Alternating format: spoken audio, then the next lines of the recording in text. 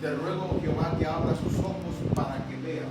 Entonces Jehová abrió los ojos del criado y miró, y aquí que el monte estaba lleno de gente de caballo y de carros de fuego alrededor de Eliseo.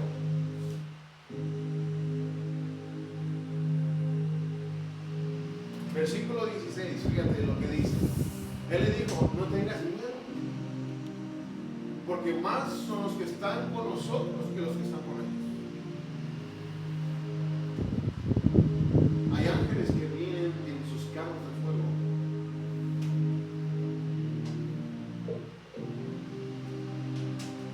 Gente de caballo y carros de fuego alrededor de Eliseo, resguardándolo.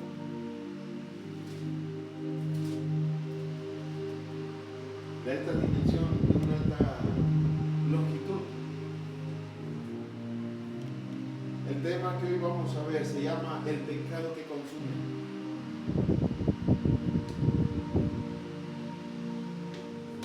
El día de hoy vamos a hablar sobre el pecado que consume.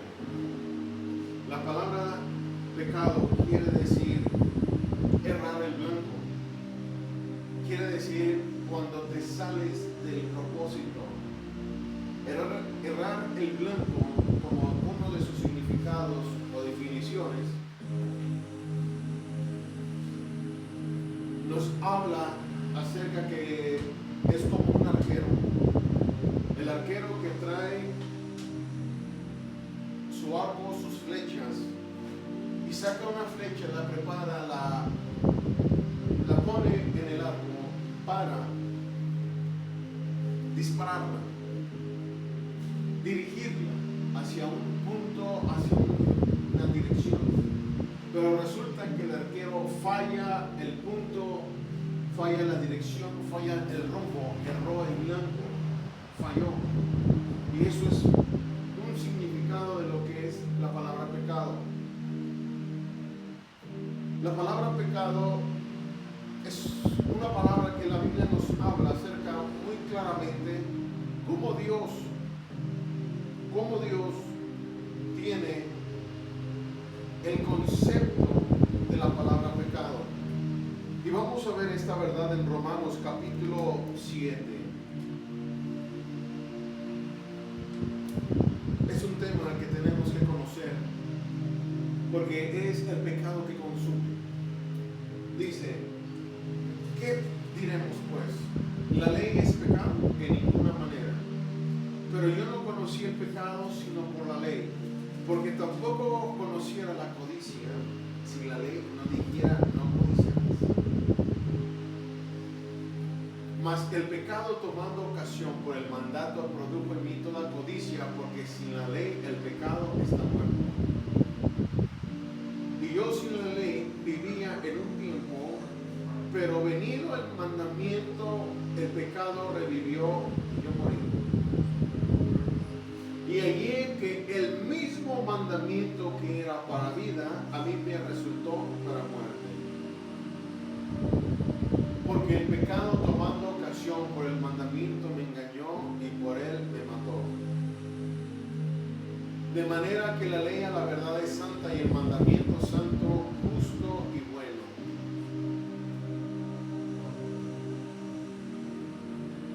Luego, lo que es bueno vino a ser muerte para mí en ninguna manera, sino que el pecado, para mostrarse pecado, produjo en mí la muerte, que por medio de lo que es bueno, a fin de que por el mandamiento del pecado llegase a ser sobremanera pecaminoso. Porque sabemos que la ley es espiritual, pues yo soy carnal, vendido al pecado. Porque lo que hago no lo entiendo, pues no hago lo que quiero, sino lo que aborrezco, eso hago. Y si lo que no quiero, esto hago, apruebo que la ley es buena.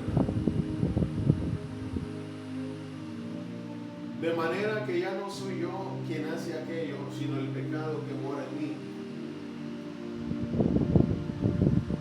Y yo sé que en mí, esto es, en mi carne, no mora el bien, porque el querer el bien está en mí, pero no el hacerlo.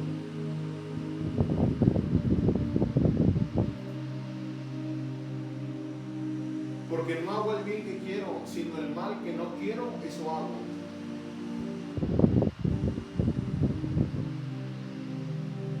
Y si hago lo que no quiero, ya no lo hago yo, sino el pecado que mora en mí.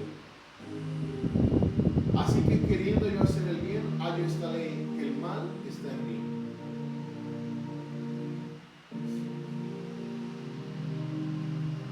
Porque según el hombre interior me deleito en la ley de Dios, pero veo otra ley en mis miembros que se revela contra la ley de mi mente y que me lleva cautivo a la ley del pecado que está en mis miembros.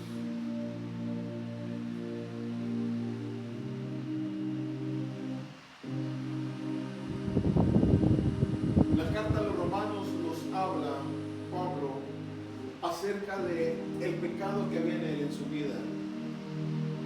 Nos habla acerca de la condición por la cual él estaba y decía en pocas palabras: soy hombre y soy tan humano como tú, que también en mis miembros, en mi cuerpo me rebelo contra Dios por mi naturaleza caída, por mi naturaleza adámica caída, por mi naturaleza humana. Y Pablo nos está diciendo, nos está enseñando acerca que hay dos leyes, la ley del pecado y la ley de Dios.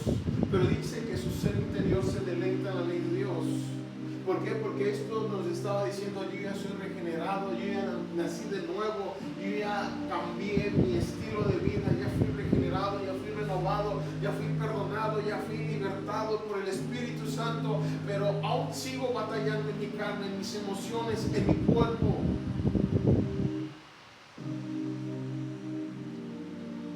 Y nos está diciendo que él batallaba porque quería hacer cosas y no las hacía, y hacía las que no quería hacer. ¿Y cuántas veces así nos encontramos? ¿Por qué? Porque es un pecado que consume. Proverbios capítulo 28, versículo 13 nos habla acerca de que si nosotros nos arrepentimos y nos apartamos del pecado, dice que alcanzaremos misericordia. El que encubre sus pecados no prosperará, mas el que los confiesa y se aparta alcanzará misericordia. ¿Por qué? Porque el pecado que consume nos habla, escúchame muy bien, del pecado en diferentes fases, o en diferentes roles, mejor dicho. Cuando la persona vive en pecado, no prospera. Cuando la persona tiene pecados que no ha decidido soltarlos ni renunciarlos a Dios, ni estar en comunión, ni estar en una reconciliación en primer lugar con Dios, cuando la persona no ha decidido arreglar esta situación, la persona está cargando dentro de sí el pecado o los pecados, y llega el momento donde dice la palabra de Dios que por causa del pecado la persona pierde fuerzas. El pecado consume fuerzas, el pecado debilita a la persona, el pecado enferma a la persona, el pecado ata a la persona, el pecado pone un yugo a la persona, el pecado ciega a la persona, el pecado hace destruir a la persona, el pecado hace que la persona caiga de la gracia de Dios, el pecado hace que te apartes de Dios, te endurezcas contra Dios, te endurezcas contra tu prójimo, te endurezcas contra tu familia. El pecado hace que te olvides de Dios, te olvides de su ley, te olvides de tu familia, te olvides de quién eres, porque te hace perder la identidad.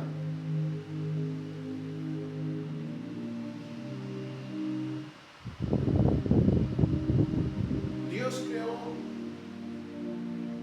dos tipos de sexo o de géneros humanos, hombre y mujer. ¿Qué hace el pecado? Ha pervertido diciendo que son múltiples o muchos géneros binarios, no binarios, etcétera, etcétera, etcétera. Pero esos son problemas mentales, problemas de identidad. Porque tu credencial o tu DNI o tu identificación que dice, el que es hombre tiene nombre de hombre, la que es mujer tiene nombre de mujer.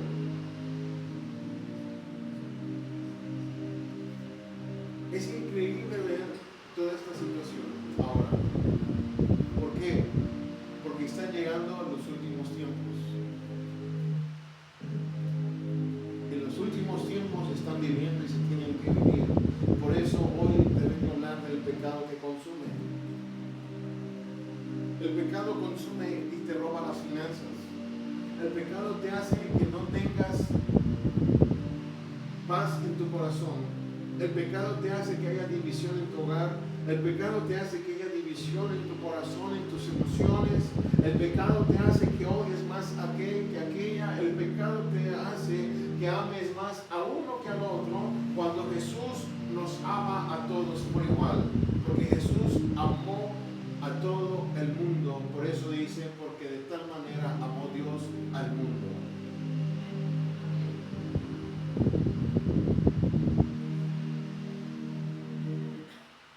La Biblia nos habla en Génesis capítulo 3, versículos del 1 al 20 del primer pecado. Nos habla de los primeros seres humanos, la primera pareja, el primer matrimonio llamado Adán y Eva. Nos habla la escritura en Génesis 3 cuál fue la serie de pecados que hicieron en primer lugar Eva y en segundo Adán en el Edén, de tal forma que de ahí se desató muchas cosas a la humanidad que hasta el día de hoy estamos viviendo. Es interesante ver cómo se ha llevado todo esto y cómo la gente hoy no quiere entender que tiene que arreglar su situación con Dios. La persona hoy en día no quiere arreglar su situación con Dios. ¿Por qué? Porque dicen, Dios es bueno, Dios es amor, por lo tanto, ¿qué tengo que arreglar? Tienes que arreglar muchas cosas ante Dios. Dios es bueno, Dios es amor, pero también acuérdate, Dios es justo y Dios es el juez del universo. Y es el mismo Dios, no es un Dios distinto. El mismo Dios que te creó a ti y el mismo Dios que te ama a ti es el mismo Dios que dice la Biblia que Él es fuego consumidor y que Él es el gran juez, el juez justo, el juez del universo. Nosotros tenemos que entender que hay un pecado que consume. La Biblia nos habla de dos hermanos llamados Caín y Abel. Ambos eran hijos del mismo padre y ambos trabajaban, uno en el campo y el otro en la casa. Caín y Abel, uno era cazador, el otro era agricultor. ¿Qué hicieron? Deciden en su corazón, de acuerdo al libro de Génesis, deciden en su corazón traer una ofrenda a Dios. Uno trajo los mejores frutos que había sembrado, cosechado, que había segado. Trajo para honrarlo a Dios. El otro trajo lo que sea. Y Dios, dice la palabra, que Dios honró y Dios vio el corazón, la intención y la ofrenda de honra de Abel. Pero ambos le trajeron ofrenda. Ambos.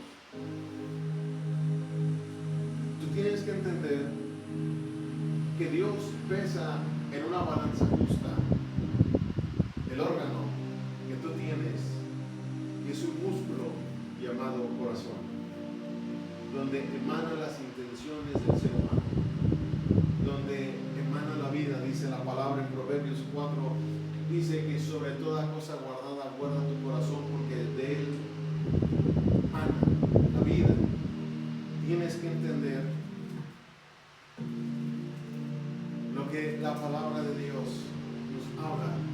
Por eso el pecado que consume, cuando hablamos de pecado tenemos que entender que su origen tiene un inicio y también tiene un fin. Tiene un inicio y tiene una consecuencia. El inicio, donde se da el pecado, cómo se inició el pecado, de acuerdo a Génesis capítulo 3, nos habla que el pecado tuvo el inicio en el huerto, pero ¿dónde? En la vista. Por eso dice la palabra de Dios en el libro del Evangelio Mateo, que tienes que cuidar lo que ves tus ojos, porque dice que los ojos son la ventana del alma. Tú tienes que ver qué es lo que estás consumiendo, en qué cosa, qué es lo que consumes en las redes sociales, qué es lo que consumes con tus ojos, qué es lo que estás viendo, qué es lo que estás inquiriendo, qué es lo que estás recibiendo, qué es lo que estás siendo instruido o instruida. Tienes que entender que hay algo que tú recibes y todo eso llega a una más profundidad al pasar al corazón, baja al corazón, de la vista baja al corazón y del corazón lo procesa y lo lleva a tu voluntad para poderlo hacer, para poderlo operar o obrar. Ahí es donde viene la intención. Por eso, ¿qué es? Dice, sobre toda cosa guardada, guarda tu corazón, porque de él mana la vida. No tan solamente el corazón se encarga de bombear la sangre para traer el sistema circulatorio, el bombeo del sistema circulatorio a todo nuestro cuerpo, sino también se encarga de pesar las intenciones, medirlas, pero ahí debemos de reconocer que a Dios le vamos a dar cuentas y rendir cuentas de todo lo que hayamos visto, de todo lo que hayamos escuchado, de todo lo que hayamos tenido de intenciones. ¿Por qué? Porque hay veces que traemos o hay algún pecado oculto y por lo cual no te va bien. Por lo cual no te va bien en alguna área. ¿Por qué? Porque hay un pecado oculto. La Biblia dice el anatema. Hay un pecado que tú dices, entrego a Dios todas las áreas menos este. No rindo esta área a Dios, esta yo la guardo. No la rindo a Dios y esta yo decido seguir con mi vida en esta área, pero en todas las demás la rindo a Dios. Entonces necesitamos entender que hay el momento de Dios donde Dios nos dice que tenemos que arreglar nuestra situación. Vamos a ver Esdras capítulo 10 versículos del 1 al 4. Dice, mientras oraba Esdras y hacía confesión llorando y postrándose delante de la casa de Dios, se juntó a él una muy grande multitud de Israel, hombres, mujeres y niños, y lloraba al pueblo amargamente.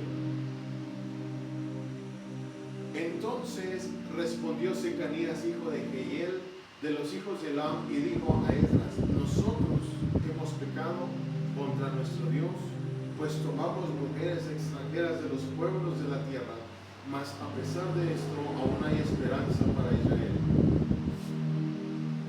Ahora pues, hagamos pacto con nuestro Dios, que despediremos a todas las mujeres y los nacidos de ellas según el consejo de mi Señor y de los que temen el mandamiento de nuestro Dios, y hágase conforme a la ley.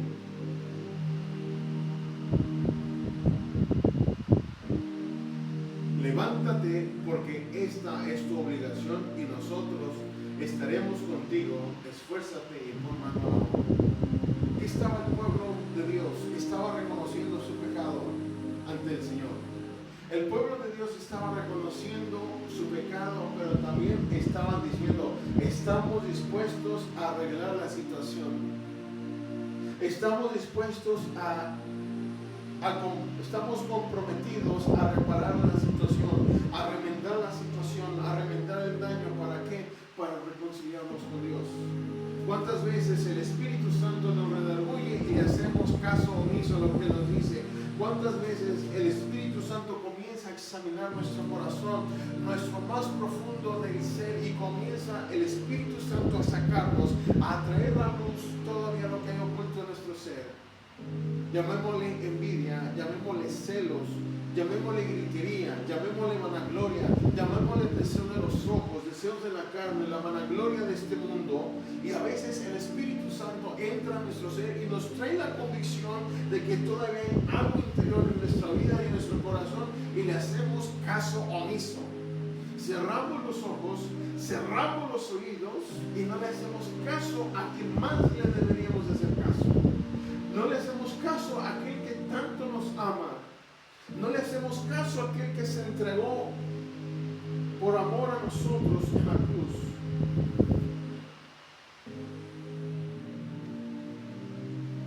Pero aquí nos dice que el pueblo de Dios reconoció y que tuvo una muy buena actitud.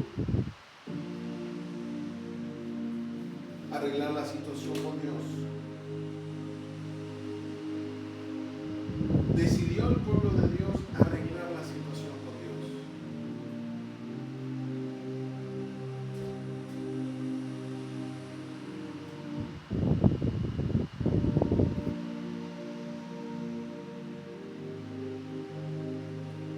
Salmo capítulo 51, versículos del 1 en adelante. Dice la palabra de Dios así: ten piedad de mí, oh Dios, conforme a tu misericordia, conforme a la multitud de tus piedades, borra mis rebeliones. Lávame más y más de mi maldad y límpiame de mi pecado. Porque yo reconozco mis rebeliones, mi pecado está siempre delante de mí. Contra ti solo he pecado y he hecho lo malo delante de tus ojos, para que seas reconocido justo en tu palabra y tenido por puro en tu juicio.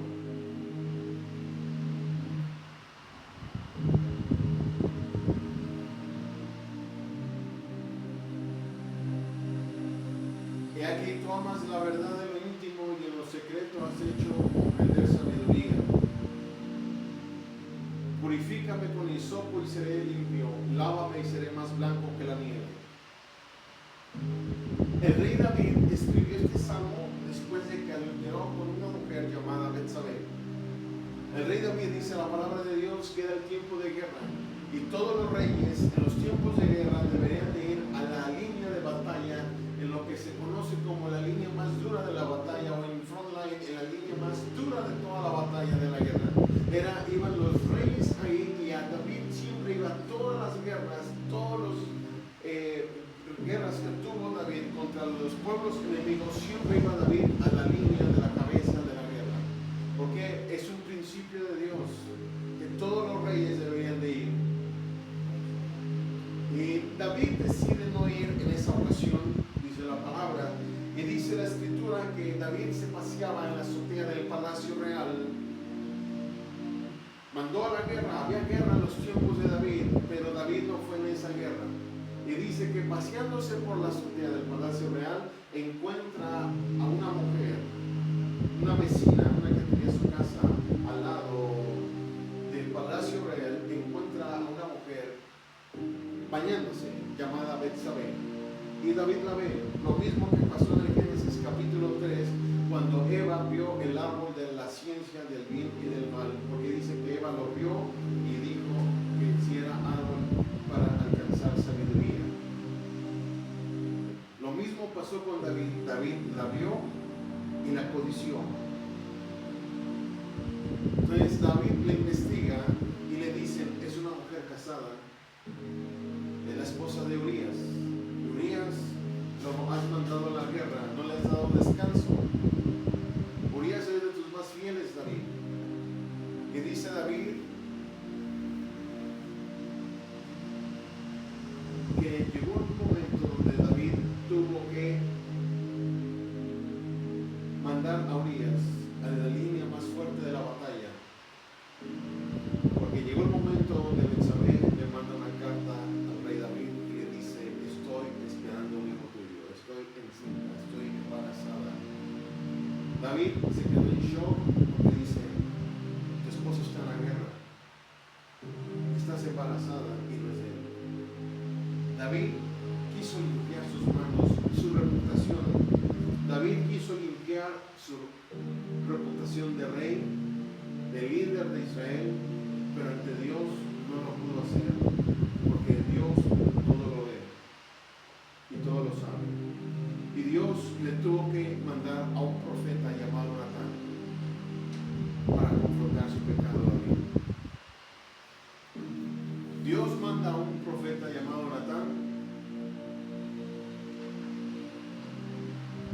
Cuando David reconoce por medio del profeta que había hecho mal ante Dios, es cuando David escribe este salmo, el Salmo 51, y comienza diciendo: ten piedad de mí, oh Señor.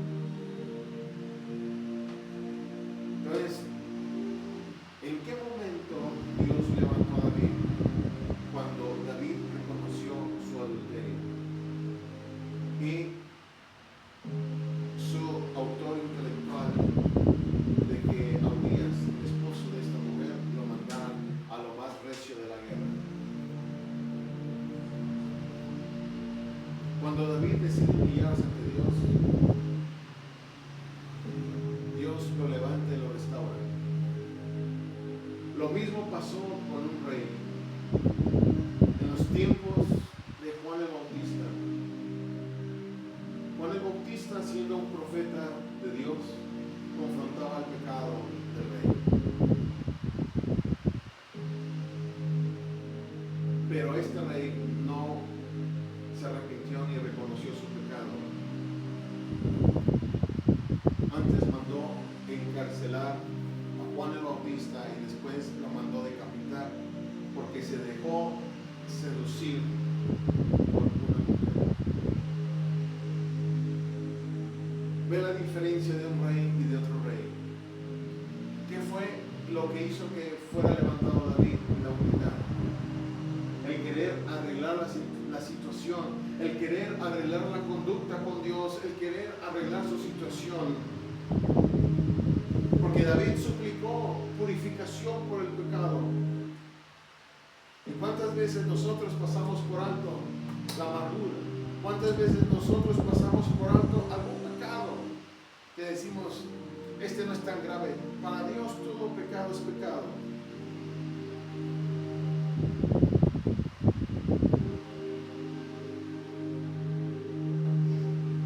Fíjate lo que dice Gálatas capítulo 5, versículo 19. Y manifiestas son las obras de la carne, que son adulterio, fornicación, inmundicia, lascivia, idolatría, hechicerías, enemistades, pleitos, celos, iras, contiendas, disensiones, herejías, envidias, homicidios, borracheras, orgías y cosas semejantes a estas, acerca de las cuales os amonesto, como ya os lo he dicho antes, que los que practican tales cosas no heredarán el reino de Dios. Nos está diciendo que a veces hay pecados que son más visibles que otros. Hay otros pecados que se pueden ocultar porque son de intención solamente. Como cuál, la envidia. La envidia es un pecado no tan visible, pero cuando tú hablas, tú te das cuenta que hay envidia en el corazón de la persona. Cuando la persona habla, demuestra si hay envidia o no hay envidia. ¿Por qué? Porque muchos decimos, ay, es que es pecado, y casi siempre pensamos que son los pecados de impureza sexual. ¿Por qué? Porque son los más visibles. Es más visible un adulterio y una fornicación a cuando una persona trae envidia. ¿Por qué? Porque la envidia está acá en el corazón. También el adulterio fluye del corazón o emana del corazón, pero el adulterio es como un pecado visible y el otro es más restringido porque solamente lo notas cuando alguien habla, y en la forma en que lo habla, en la forma en que dice, en la forma en cómo se expresa.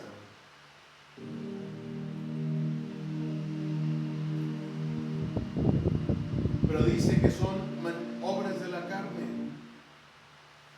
tanto idolatrías, hechicerías, enemistades, pleitos, las discusiones, los celos, las iras, los enojos, las iras, el enojo en su más grande expresión.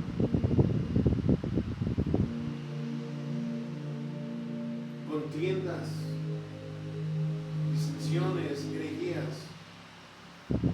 Dice que hay una amonestación para no practicar más eso.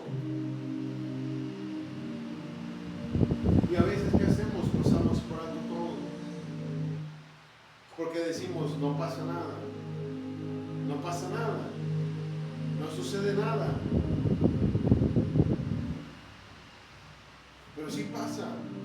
¿Por qué crees que cuando iba el profeta Jonás, Dios le dijo a Jonás, ve a Nínive y proclama arrepentimiento, porque si no voy a destruir a todo Nínive? Pero ¿qué hizo Jonás? Jonás se fue en una nave, en una barca, en un barco, en una lancha. En una nave, dice la palabra de Dios, se fue en una nave con otros que iban en esa embarcación. Pero dice que Jonás, en vez de ir a Nínive, toma la dirección a Tarsis.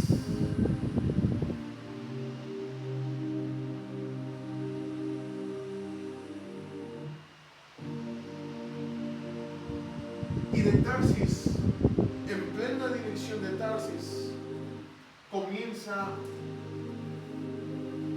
el mar embravecido.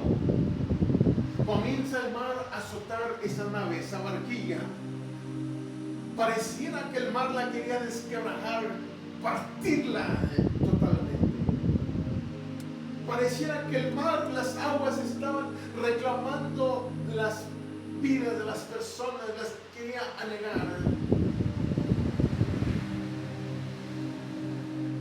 Pero ¿sabes por qué pasó eso? Por Jonás. Porque dice la escritura que cuando echaron suertes, la suerte cayó en Jonás. Y cuando todo el mundo supo en la barquilla que era el culpable o el responsable Jonás de lo que estaban viviendo, todos se ponen de acuerdo y arrojan al agua a Jonás. Y dicen que las aguas se calmaron. Y Dios tenía preparado un gran pez para Jonás. Jonás no quiso obedecer a la primera, tuvo que entrar a la escuela de Dios, a la escuela del mar, a la escuela de las aguas, por un gran pez.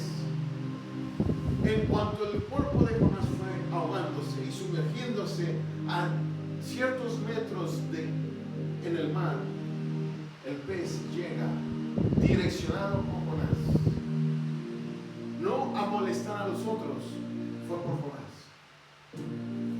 Y muchos dirían, pero ¿por qué fue por él si él era del pueblo de Dios y era un profeta? ¿Por qué? Porque era rebelde.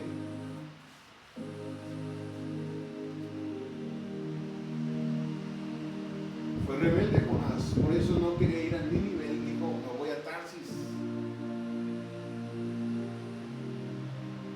Y Dios tuvo que hablarle al corazón de Jonás. Primero Dios le dio la orden al gran pez, ve por Jonás, pero trágalo, pero sin partirlo, cuerpo completo lo tragas. Pudiera ser una ballena que haya tragado a Jonás. La palabra dice que fue un gran pez, no te dice que fue una ballena, pero pudiera ser que haya sido una ballena. Una ballena o un gran pez que no trituró a Jonás, lo tragó de cuerpo completo.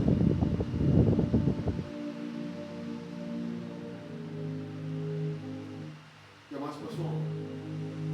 Tuvo que ser instruido 3 días, hasta que en los 3 días Jonás se arrepiente de corazón sincero y le dice: Dios, perdóname.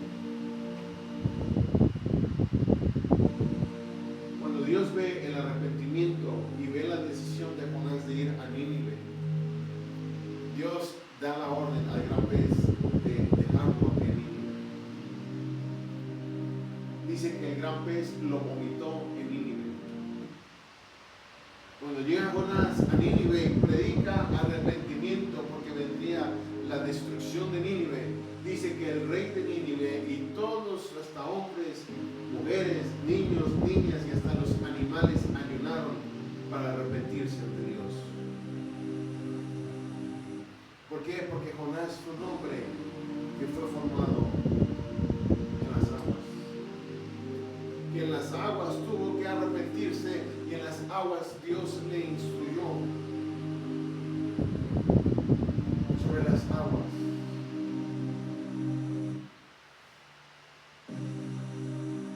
Y muchas veces así estamos tú y yo, que somos rebeldes, que queremos ir en otra dirección cuando Dios nos ha dado otra dirección. A veces queremos ir contrario a Dios, a lo que nos ha dicho. Y Dios nos dice, ve rectamente mi camino.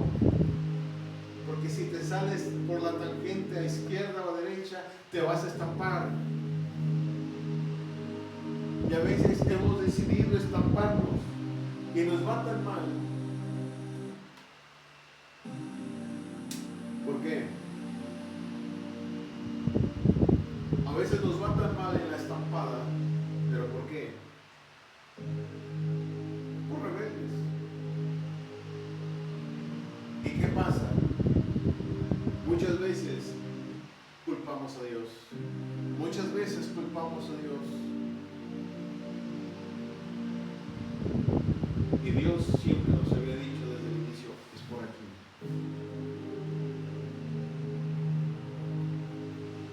Porque por aquí tengo cercos de fuego protegiéndote. Porque por aquí tengo a mis carros de fuego y gente de caballo escoltándote. Pero a veces le queremos jugar a la otra dirección, la que no es Dios.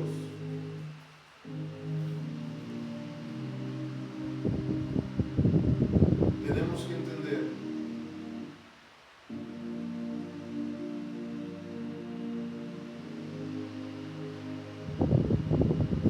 que Dios está tan interesado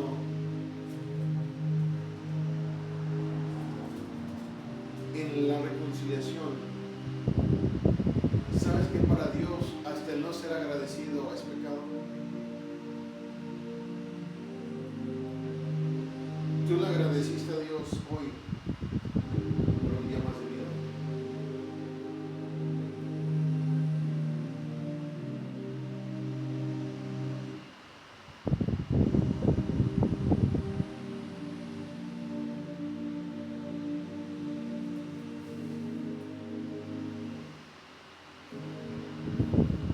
Miqueas capítulo 6, versículo 3 dice, pueblo mío, ¿qué te he hecho?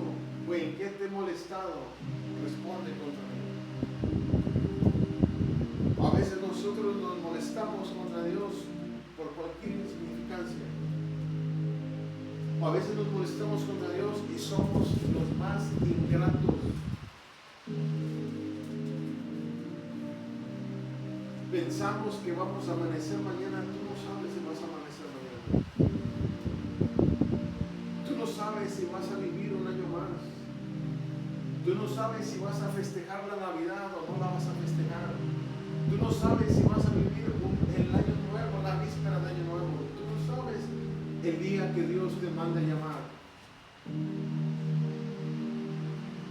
Pero ¿qué decimos? Yo ya tengo mis planes. Yo ya tengo mis planes. Yo ya tengo mis planes hechos. Yo ya tengo mis planes realizados. Yo ya tengo mis planes. ¿Y cuáles son los planes de Dios para ti? ¿Cuál es la opinión de Dios para tu vida? ¿Cuál es la voluntad de Dios para ti? Específicamente para ti. ¿Cuál es lo que Dios dice de ti? ¿Qué es lo que Dios dice de ti? Pero a veces queremos jugarle al desentendido. A veces queremos jugarle a otras cosas, a ofender a Dios. ¿Sabes que Dios se ofende cuando tú no lo obedeces?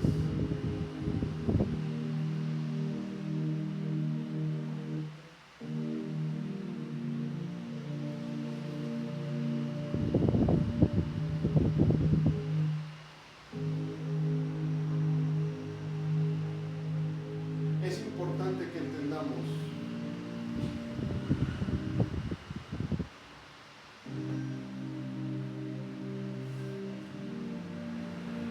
lo que nos dice la palabra de Dios.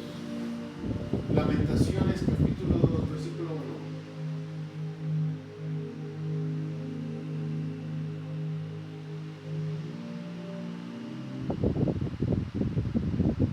Dice la palabra de Dios. Señor en su furor a la hija de Sión. Derribó del cielo a la tierra la hermosura de Israel y no se acordó del estrado de sus pies en el día de su furor. A veces ofendemos a Dios cuando nos comportamos rebeldemente. A veces ofendemos a Dios y encendemos su furor. Es estar jugando con la misericordia de Dios.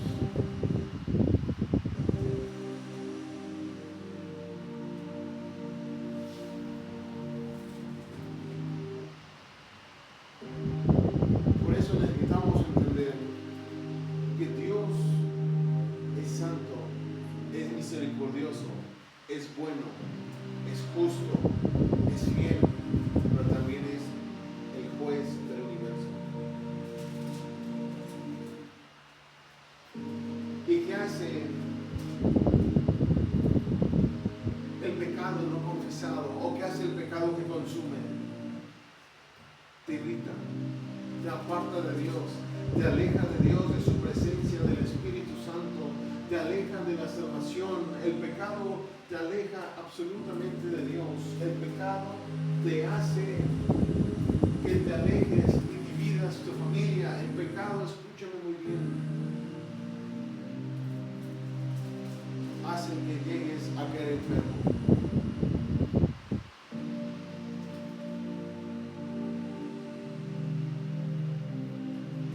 La falta de perdón trae enfermedades.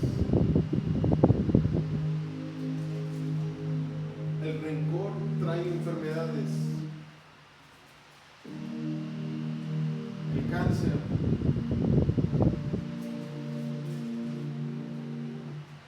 Y todas las demás enfermedades psicosomáticas son de origen emocional por pecados que están consumiendo la vida.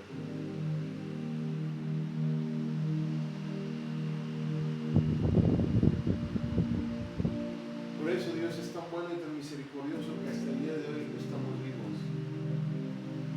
Dios dice que no quiere que ninguno se pierda, sino que todos vengan al arrepentimiento.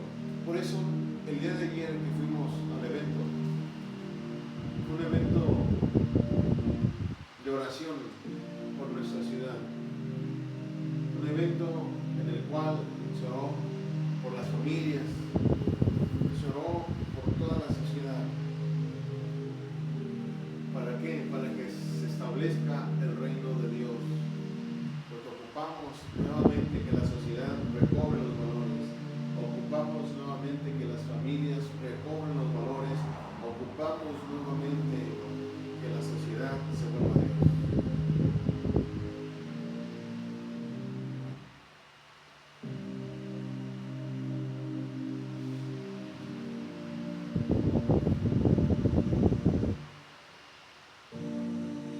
Por eso es tan importante